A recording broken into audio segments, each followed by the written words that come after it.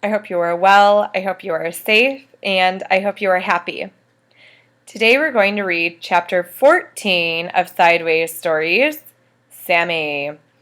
In this chapter, I didn't really have a prediction for Sammy.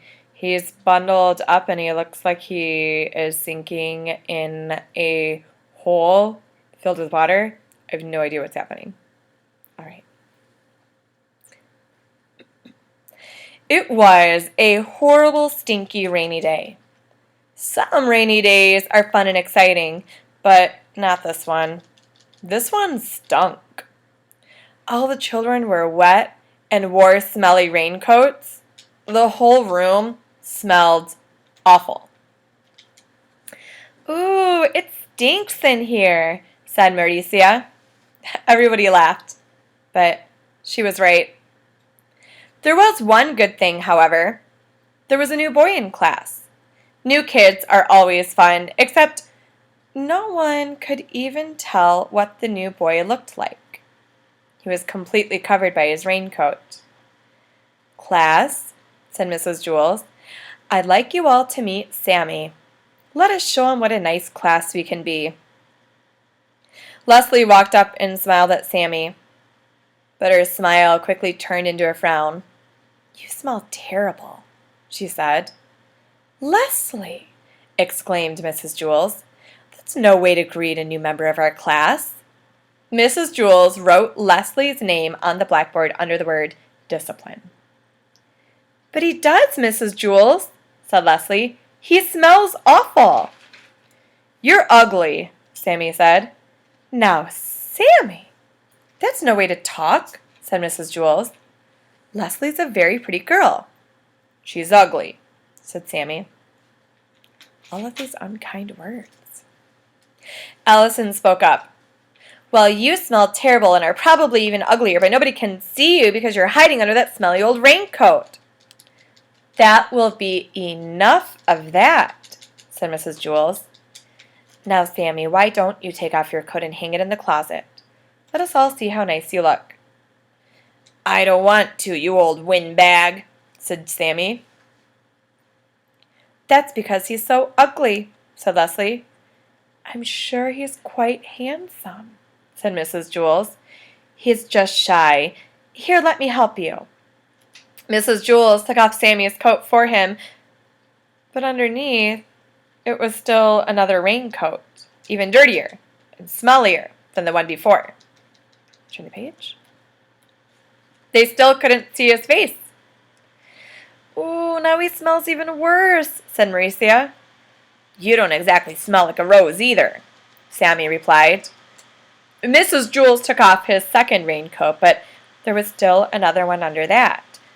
And the smell became so bad that Mrs. Jules had to run and stick her head out the window to get some fresh air. "You're all a bunch of pigs," Sammy screeched. "Dirty, rotten pigs." The smell was overpowering. Sammy just stood there, hidden under his raincoats. Mrs. Jules wrote Sammy's name under the word discipline. "Send him home on the kindergarten bus," said Joy. "No, not with me," said Todd.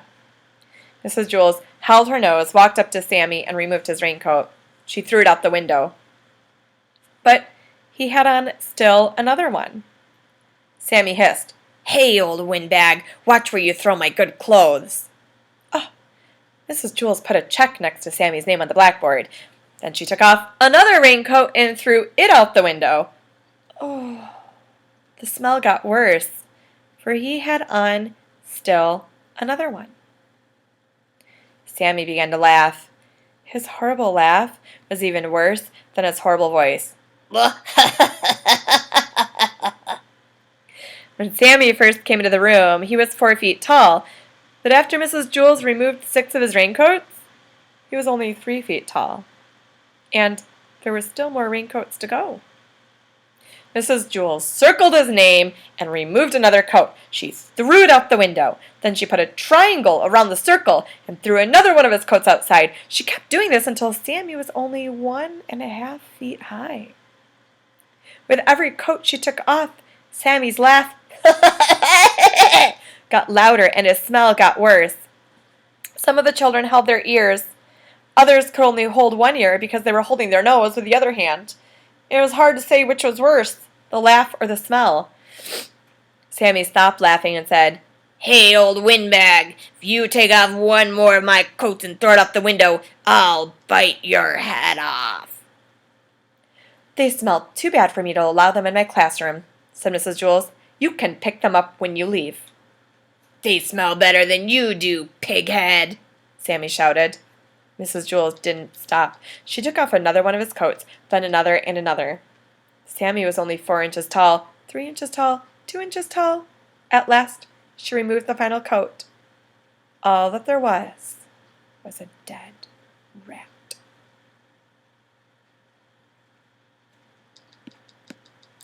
"Well, I don't allow dead rats in my classroom," said Mrs. Jules. She picked it up by the tail, put it in a plastic bag, and threw it away.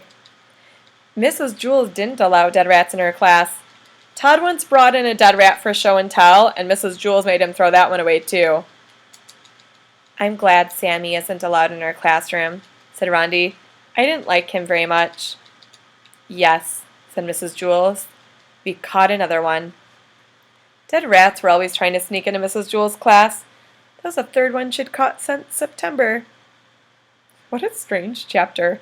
I think that was the strangest chapter yet, and I didn't much like it, to be honest with you. There were a lot of people calling names, and it just didn't create a pleasant image in my mind. I can imagine how awful the room smelled. I've smelled like a dead rodent before, and it is not pleasant. And all of the name calling, I just wouldn't feel like I was in a very safe, comfortable, warm environment in that classroom. I'm glad that chapter is over. Chapter 14, the worst ever. The next chapter we read, which I hope will be a little more pleasant, is chapter 15, Dee Dee. Bye, everyone.